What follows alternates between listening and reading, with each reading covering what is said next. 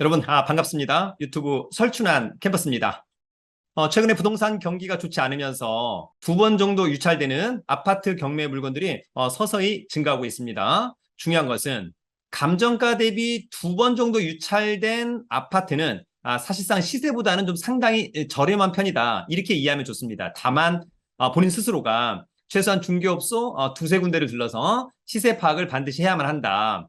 그러나 오늘 제가 언급하려고 하는 아파트는 3번 유찰된 게 있고요. 2번 유찰된 게 있습니다. 그래서 감정가 대비 약 51%, 거의 반값이죠. 그럼에도 불구하고 이것은 결코 싼 게 아니다. 왜 그럴까? 그런 부분들을 오늘 여러분들이 한 번만 잘 알아두시면 추후에 아파트 경매 물건 투자하는데 상당히 도움이 될 것이라고 생각합니다. 그러면 준비한 PPT 자료를 가지고 설명해 보도록 하겠습니다. 반값으로 떨어진 서울 아파트. 그런데 절대 싼 게 아니다. 조심하자. 왜 그럴까? 굉장히 중요합니다.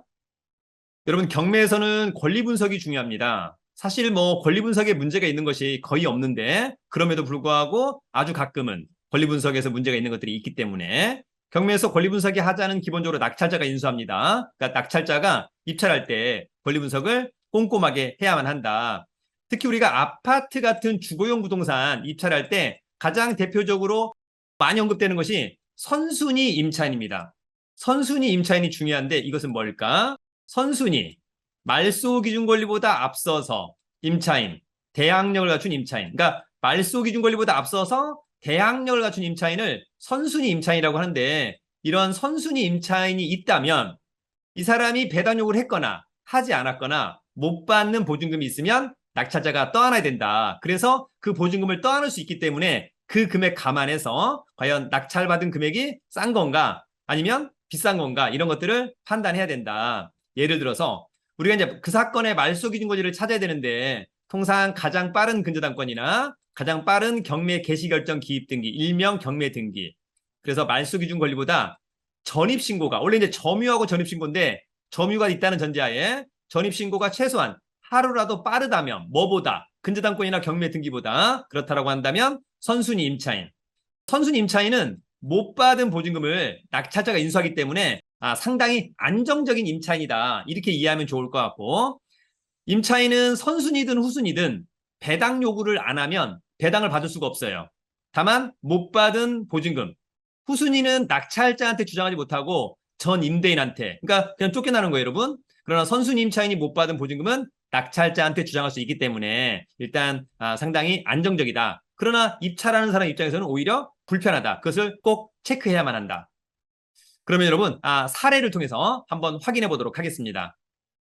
자, 여러분, 먼저 2번 유찰된 거, 노원구 월계동의 아파트입니다. 여러분들이 이 사건 디테일하게 알고 싶다면 대법원 경매정보 사이트에 경매 사건 검색 코너에 가서 서울 북부지방법원 2021 타경 107350 사건 번호 넣고 클릭하면 이 사건에 대한 디테일 확인할 수 있습니다. 월계 3단지의 사슴 아파트 17평형, 전용 면적은 11.98, 5억 2천인데 3억 3,200까지 떨어졌다. 일단 가격적으로는 상당히 매력적. 물론 중개사무소에 가서 가격을 확인해 봐야 되겠습니다만, 사진으로 놓고 본다면 복도식 아파트가 아닌가 그런 생각이 듭니다. 지금은 그것이 중요한 것이 아니니까. 자, 지금 이런 게 중요한 게 아니고요. 중요한 것은 이 사건의 말소 기준 권리가 경매 등기예요. 2021년 9월 7일자. 그런데 여기 임차 조사를 봤더니 오모 씨라고 하는 분이 전입신고가 2021년 7월 12일입니다. 말소 기준 권리보다 빠르죠. 그러면 선순위 임차인. 그런데 이 사람이 보증 금액이 2억 원이라고, 권리 신고만 됐든지 아니면 집행관이 가서 만났든지. 근데 배당 요구를 안 했어요. 여러분, 이 사람은 선순위 임차인으로 보이는데 배당 요구를 안 했기 때문에 2억 원은 못 받아요, 경매에서는. 그러나 이것은 누가 떠안는다? 낙찰자. 그래서 결론적으로 만약에 시세가 5억 2천이에요. 근데 내가 이번에 싸다고 해서 3억 4천에 낙찰을 받았어요. 근데 여러분, 이게 선순위 임차인이어가지고 보증금 2억을 내가 떠안는다. 그래서 5억 4천에 낙찰받는 꼴이 되는 거다. 이것을 여러분들이 꼭 알아두셔야만 한다라고 하는 점. 그것을 다시 한번 법원이 만든 매각 물건 명세서에서 언급을 해주고 있는 거죠. 자, 이 사건의 말소 기준 권리 법원이 가르쳐주고 있는 거고, 요거보다 전입신고가 빠르다. 그런데 아쉽게도 이 오모 씨라고 하는 분이 배당 요구를 하지 않았어요. 근데 법원에 권리 신고만 했어요. 나 2억 원에 살고 있다. 배당 요구는 하지 않은 겁니다. 그러면 배당을 못 받아요. 그러나 선순위 임차인이기 때문에 낙찰자가 추가로 이 2억 원을 떠안아야만 한다라고 하는 점 꼭 기억해 두시고, 비고에 보면 오모 씨, 임차인 오모 씨는 권리 신고만 하고 배당 요구는 하지 않음. 이걸 이제 여러분들이 해석하는 거예요. 아, 배당 요구 하지 않았구나. 그러면 배당을 못 받는구나. 그러나 선순위 임차인이기 때문에 낙찰자가 떠안는구나. 2억을 추가로 떠안기 때문에 아까 5억 2천만 원짜리 싸게 받으려면 가령 한 1억 원의 낙찰 받으면 2억 원 떠안는 거니까 그러면 3억 원의 낙찰 받는 꼴이 되는 거잖아요. 그래서 그 금액을 감안해서 싸게 낙찰을 받아야만 한다. 중요합니다. 자, 여러분 두 번째는 감정가 대비 51% 세 번 유찰된 송파구 잠실동의 아파트입니다. 역시 사건 번호 잠실동의 리센치 아파트 48평형 거의 뭐 감정가가 30억이죠. 근데 세 번 유찰돼서 15억 반값에 나온 겁니다. 전용면적 37.58. 왜 그럴까?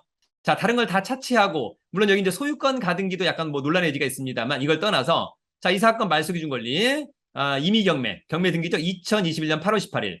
그런데 2018년 10월 18일 홍모 씨 확정일자 배당은 안 했어요. 배당 요구는 안 했어. 근데 보증금이 얼마예요? 와우, 13억 원. 낙찰자는 추가로 13억 원을 떠안는 거예요. 낙찰받고. 그러니까 결론적으로 이번에 내가 30억짜리 16억, 14억 싸게 낙찰 받아야지 이렇게 생각하지만 추가로 13억 떠안아야 되는 거니까 이번에 16억에 낙찰받았을 때 29억에 낙찰받는 꼴이 되는 거다. 기본적으로. 예, 그러니까 몇 번 더 유찰이 되어야만 할 것 같다. 여러분 아시겠죠?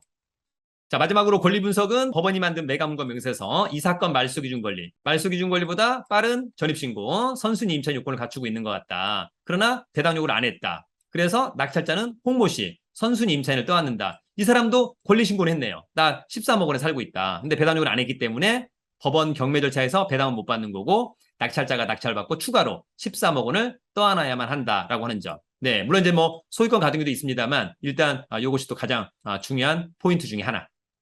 여러분, 앞으로 경매 물건, 특히 아파트 경매가 많이 나올 것 같습니다. 중요한 것은 통상 우리가 두 번 유찰된 아파트, 굉장히 가격적으로 메리트가 있다. 거의 대부분 메리트가 있는 겁니다. 그러나 아주 가끔은 이렇게 권리상의 문제가 있을 수 있다고 하는 점을 여러분들이 꼭 유념하셔가지고 스스로가 현장 답사 후에 권리 분석을 깔끔하게 한 다음에 문제가 없다면 싸게 낙찰, 그러나 문제가 있다면 그 문제를 어떻게 극복할 것인가 스스로가 잘 판단할 수 있어야만 한다라고 하는 점 여러분 꼭 기억해 두기를 기대합니다.